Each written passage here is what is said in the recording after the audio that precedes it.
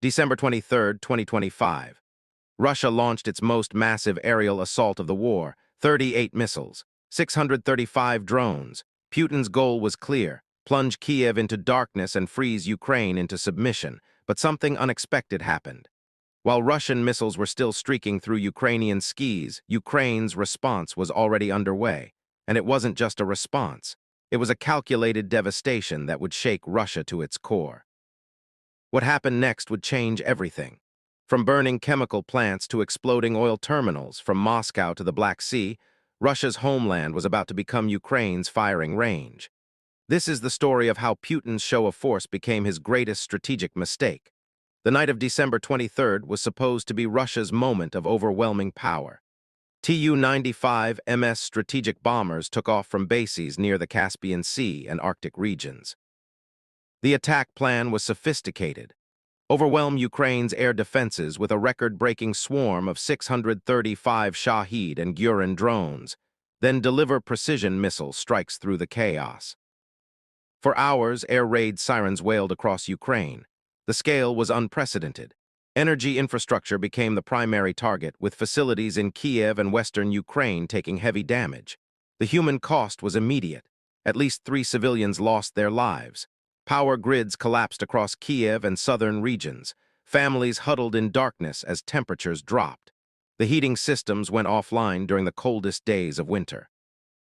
Russia's strategy was psychological warfare at its most brutal. Force the Ukrainian people to choose between resistance and survival. Make them so desperate for warmth and light that they would demand their government surrender. But Putin fundamentally miscalculated. This attack wasn't just expected by Ukrainian military planners. It was the signal they had been waiting for. Here's what Russia didn't anticipate. While concentrating all available air defense systems along the Ukrainian border and front lines, they left their strategic depth virtually unprotected. Every radar, every missile battery, every defense system was focused on stopping Ukrainian counterattacks. The heartland of Russia stood exposed. Ukrainian intelligence had been planning for exactly this moment. As Russian air defense operators tracked targets in Ukrainian airspace, Ukrainian long-range kamikaze drones were already deep inside Russian territory. These weren't random strikes. Every target had been carefully selected for maximum strategic impact. The first major target was Budianovsk in the Stavropol region, hundreds of kilometers behind the front lines. But this wasn't just any city. It housed the Stavalin Pro-chemical plant, one of the most critical industrial facilities in Russia's military supply chain. This massive complex, owned by Lukoil, is Russia's second-largest producer of polymers and high-density polyethylene. To understand the significance, you need to know what this plant actually produces.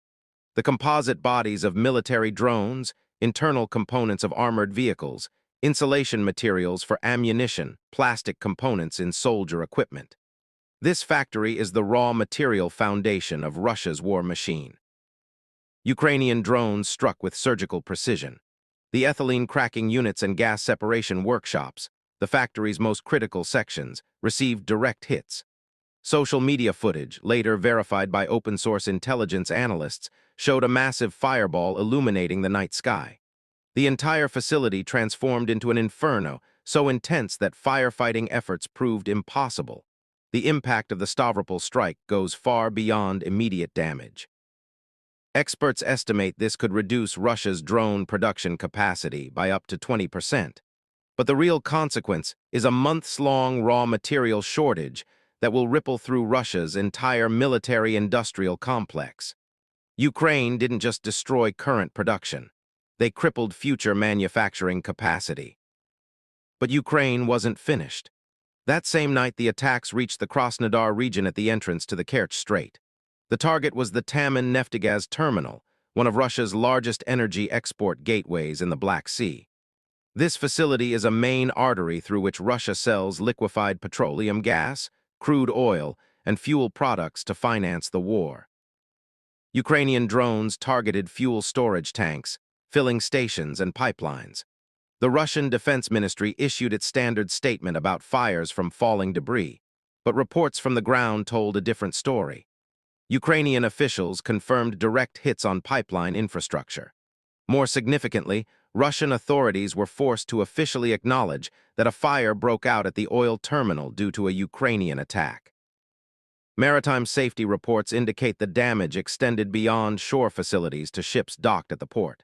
According to Safety 4C analysis, this attack has severely disrupted Russia's Black Sea logistics operations.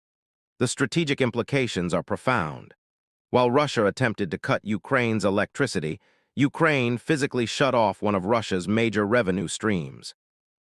The shutdown of Taman terminal creates a significant bottleneck in Russia's oil shipments to Asian markets and global South countries. Insurance premiums for Russian oil transport in the Black Sea have skyrocketed. International shipping companies are now hesitant to dock at Russian ports that have become active combat zones.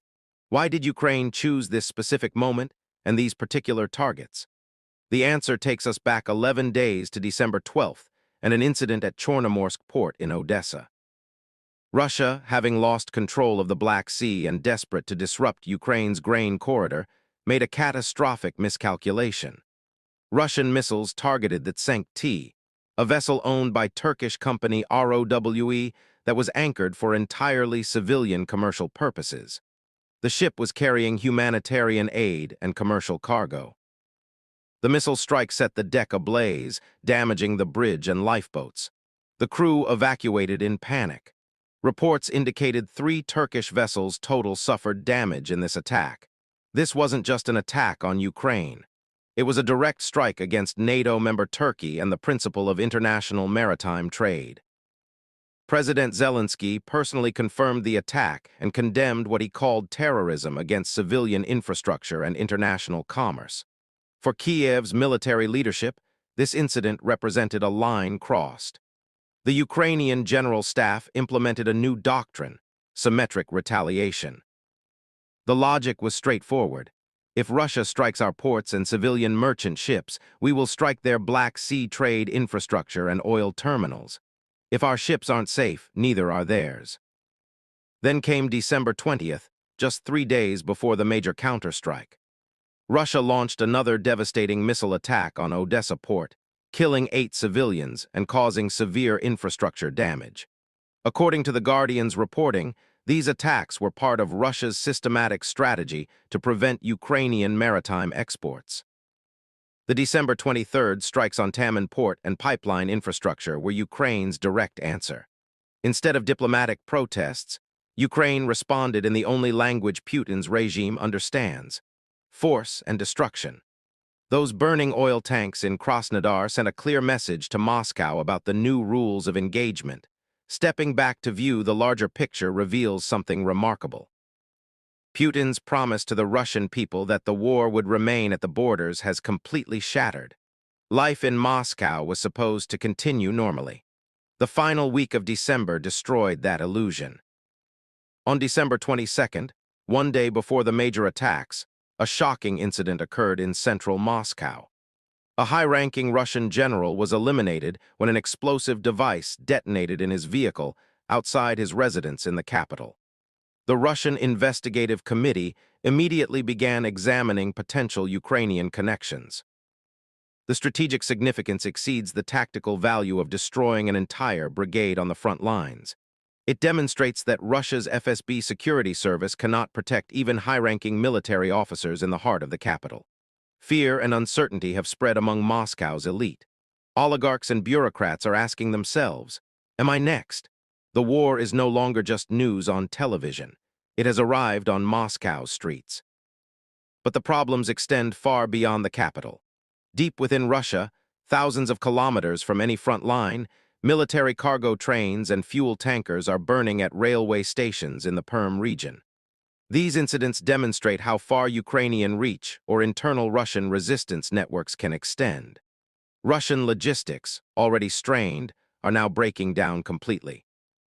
Railway sabotage has disrupted the flow of ammunition and fuel to frontline units. The civilian impact has been dramatic. Gas stations, particularly in Crimea and southern Russia, are displaying no fuel signs. In Yalta, residents are reportedly siphoning gasoline from parked vehicles at night. Kilometer-long queues form at the few stations with supplies. According to Reuters reporting, this fuel shortage in a petroleum exporting giant like Russia is fundamentally shaking public confidence in the government's competence. When you combine the Stavropol fires, Taman terminal damage, the Moscow incident, and Perm sabotage, a clear picture emerges. The Russian Federation has fallen into a geographically indefensible position. Russia's air defense network of S-300, S-400, and Pantsir systems cannot provide adequate coverage across a front line exceeding 1,000 kilometers. Systems deployed to protect Moscow leave industrial regions vulnerable. If they protect industry, the front lines weaken. It's an impossible strategic dilemma. These attacks occurred precisely during a period when peace negotiations were reportedly on the agenda. According to Bloomberg analysis, Russia wanted to enter talks from a position of strength.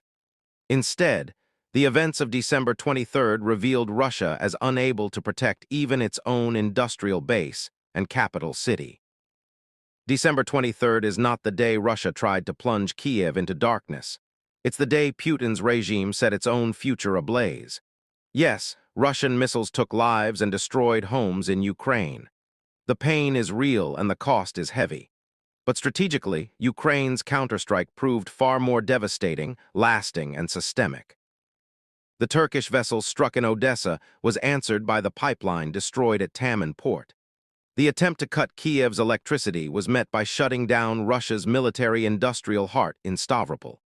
Russia attempted to turn Ukraine into a target range. Instead, Russian territory has become the preferred destination for Ukrainian long-range strikes.